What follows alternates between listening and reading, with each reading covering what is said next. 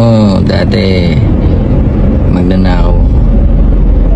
Marami ako ninakawan. Ninakawan ko yung lola ko. Binubuksan ko yung drawer niya. Kumukuha akong 5,000, 10,000. Tsaka kapitbahay namin, kinukuha ko cellphone. Nung napasok ako sa showbiz, doon ako nagnanakaw. Nanakaw ako ng cellphone din.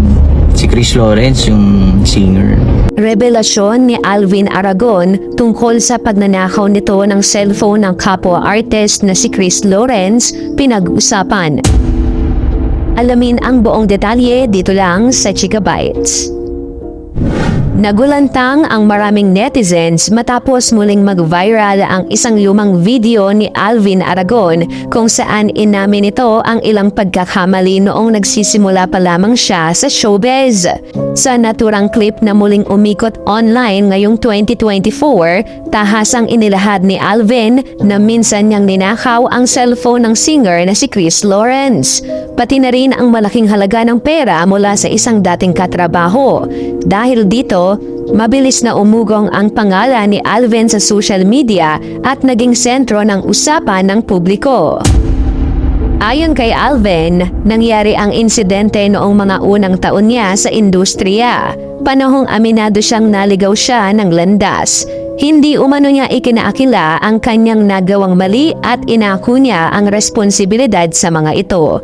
Bagamat hindi detalyado ang buong pangyayari, malinaw sa kanyang pahayag na dala niya ang pagsisisi sa mga naging desisyon niya noon. Kabilang na ang insidenteng kinasangkutan ni Chris Lawrence. Ibinahagi rin ni Alvin na malaki ang naging pagbabago sa kanyang buhay matapos ang taong 2009. Aniya, ang pananampalataya ang nagsilbing gabay niya upang tuluyang iwan ang dati niyang pamumuhay.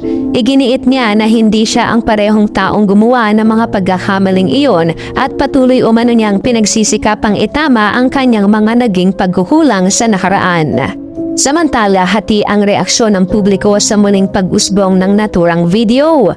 May ilang netizens ang mariing bumatikos at nagsabing hindi madaling kalimutan ang nagawang pagkakamali, lalo na't may taong nasaktan o naapektuhan. Gayunpaman, mayroon ding nagpahayag ng suporta at naniniwalang mahalaga ang pag-amin at pananagutan bilang unang hakbang sa naturang pagbabago. Sa gitna ng kontrobersya, nananatiling mainit na usapin ang issue ng accountability at second chances sa mundo ng showbiz. Sa ngayon nga ay inaalam pa rin ng mga netizens kung ano ang naging reaksyon at pahayag dito ng singer na si Chris Lawrence.